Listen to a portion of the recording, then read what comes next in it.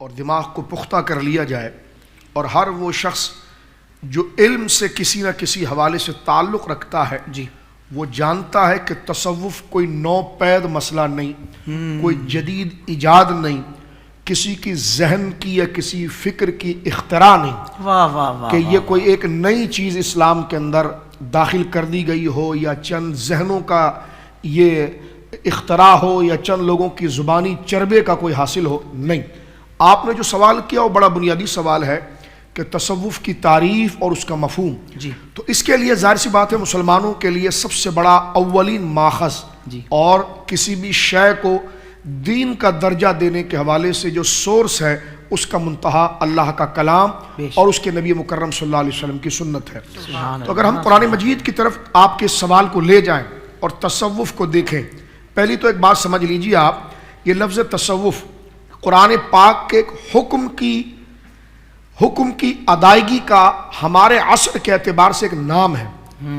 مثلا جس طرح آپ کہتے ہیں نماز فرض ہے، اب فرض قرآن کریم میں کہیں لکھا ہوا نہیں، لیکن ایک خاص دلیل سے جب کوئی نظریہ یا کوئی عمل آتا ہے تو اس کے لیے آپ اس کے تعارف کا ایک نام دیتے ہیں فرض. ٹھیک ہے، سبحان اللہ. اور اس نام کے ذریعے اس حقیقت کی طرف جاتے ہیں. تو جس طرح نام کی درجہ بندی ہوتی ہے، وہ نام کی درجہ بندی اس کے پیچھے دلائل کی قوت، اس کے اتار و چڑھاؤ کی طرف اشارہ کرتی ہے.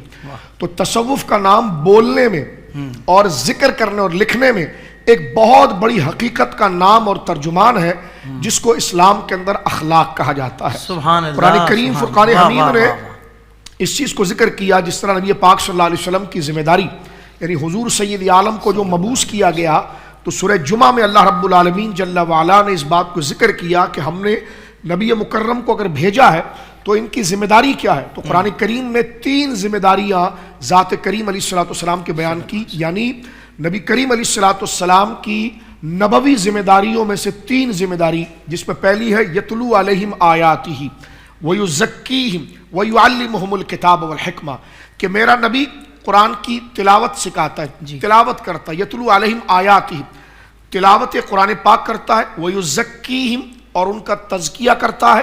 ویعلمہم الکتاب والحکمہ، اور کتاب کی تعلیم اور دانائی اور حکمت، یعنی کتاب اور قرآن کے معنی کا جو اصل مقصد ہے اور مراد الہی ہے اس کو بیان کرتا ہے. اب یہ 3 چیزیں ہمارے سامنے آگے، تلاوت قرآن، تزکیہ نفس اور قرآن کی تعلیم اور اس کی حکمت.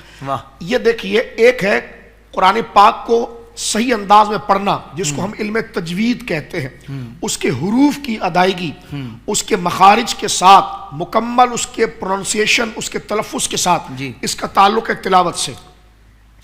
آپ اس کے معنی کو کب سمجھیں گے؟ جب تک آپ کو پڑھنا نہیں آئے گا. تو لہٰذا قرآن کو باعتبار ناظرہ پڑھنا جو علم تجوید کا شعبہ ہے، پھر اس کے معنی اور مفاہیم کیا بیان کیے گئے اس کو دیکھنا، یہ تعلیم کا شعبہ ہے. اب تعلیم کی 2 حصے ہیں، یعنی یوں سمجھ لیجیے قرآن کریم کی تعلیم کے 2 پہلو ہیں. ایک کا تعلق عقائد سے ہے اور ایک کا تعلق ہمارے احکام و اعمال سے ہے.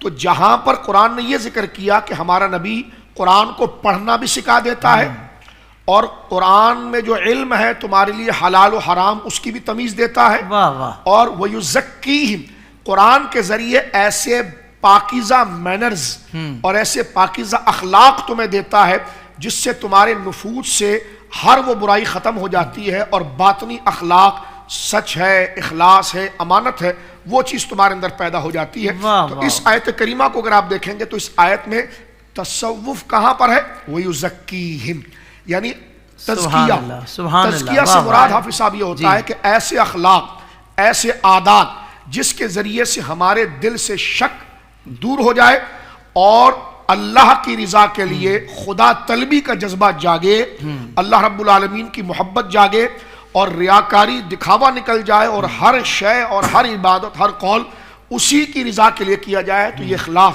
یہ باطنی فکر، یہ انٹینشن، ہمارے عمل کے پیچھے جو تحریک اور جذبہ ہے اس کو درستگی کے لیے، کہ اگر یہ ظاہری کام ہم اللہ کے لیے کر رہے ہیں تو کیا پیچھے سے فکر بھی اللہ ہی کے لیے تھی؟ تو تصوف کا کام ہے اس فکر کی درستگی کرنا، اور اس کو آپ جو ہے کہ وہ تزکیہ کہتے ہیں.